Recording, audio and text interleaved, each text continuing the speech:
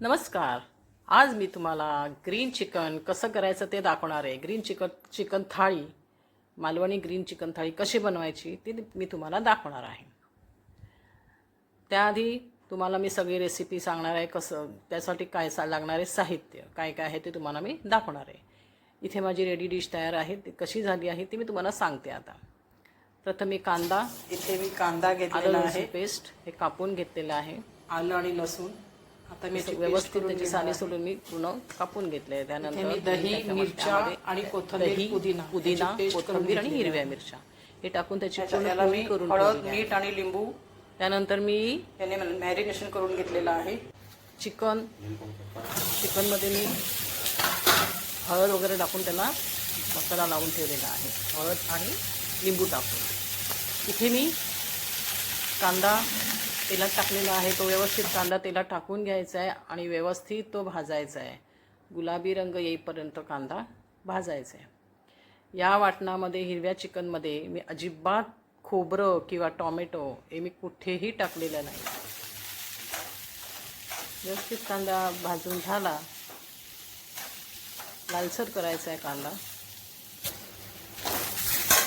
आलं लसूणची पेस्ट आपण करून ठेवलेली आहे. कांदा लालसर झाला आहे. आता आपण हा कांदा लालसर भाजून आणि सगळं व्यवस्थित वाटून घ्यायचं आपल्याला मिक्सरला. त्यानंतर आपण आता कांदा व्यवस्थित भाजून घेतला, लालसर भाजून घ्यायचा. यातमध्ये टोमॅटो टाकायचा नाही आहे कारण आपल्याला ग्रीन चिकन करायचं आहे.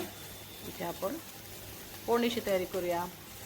ग्रीन चिकनमध्ये हिरवा मसाला सगळा, कोथिंबीर, पुदिना, हिरवी मिरची, आलं लसूण याचा हे पूर्ण वाटून घेतलं आहे. मी पूर्ण त्याची पेस्ट करून घेतली. भाजून झाला की त्याला आपण साईडला ठेवायचं. ही बघा, ही दही टाकून मी प्युरी पण करून ठेवली. यामध्ये कांदा टाकलेला आहे. आता कांदा टाकून मी ॲड करून परत वाटण केलं आहे. मी त्या आलं लसूण पेस्टमध्ये मी कांदा टाकून त्याला पेस्ट केली. आता इकडे मी कढईत कुकरमध्ये जिरं टाकलं आहे. जिऱ्यानंतर त्याच्यामध्ये मी मसाले ॲड केले. मसाले ॲड केल्यानंतर गरम मसाले, वेलची, कढीपत्ता, तेजपत्ता, मोठी मिरची असते 4-3, त्यानंतर दालचिनी, त्यानंतर त्यामध्ये ॲड केलेली आहे. व्यवस्थित 10 मिनिटं परतून घ्यायचं आहे. व्यवस्थित परतून घ्यायचं आहे. कुकरमध्ये जे मिक्सरमध्ये आपण वाटण लावलं होतं त्यामध्ये मी पाणी टाकून पूर्णपणे ते ढवळून घेतलं आहे. मीठ टाकलं आहे चवीसाठी. मीठ अगोदर मी चिकनला लावलेलं होतं. आपल्याला जेवढं हवं तेवढंच घ्यायचं. आपण किती टाकलं आहे मीठ चिकनला मॅरिनेशनला त्याप्रमाणे करायचं आहे. त्याच्यानंतर मी हिंग टाकलं आहे. हिंग फोडणीला टाकलं तरी चालेल. तुम्हाला मसाला ऑप्शनल आहे. तुम्हाला गरम मसाला म्हणजे कोकणी मसाला जर तुम्हाला टाकायचा असेल तरच टाका. मी थोडासा चवीसाठी टाकलं आहे. तशी पण बिना मसाल्याचं सुद्धा चांगलंच होतं. इथे मी चिकन मॅरिनेशन केलेलं चिकन मी वाटणामध्ये टाकलेलं आहे.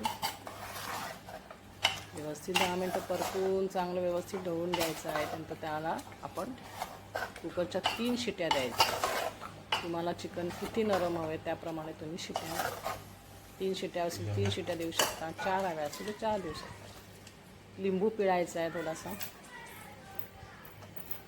तुम्ही हवं तर तुम्हाला कैरीची फोडसुद्धा तुम्ही टाकू शकता. त्यामध्ये थोडं पाणी टाकायचं आहे कारण पाणी जर टाकलं तरच ते चिकन व्यवस्थित शिजणार आहे. कारण आपली ग्रेव्ही खूप घट्ट झालेली आहे.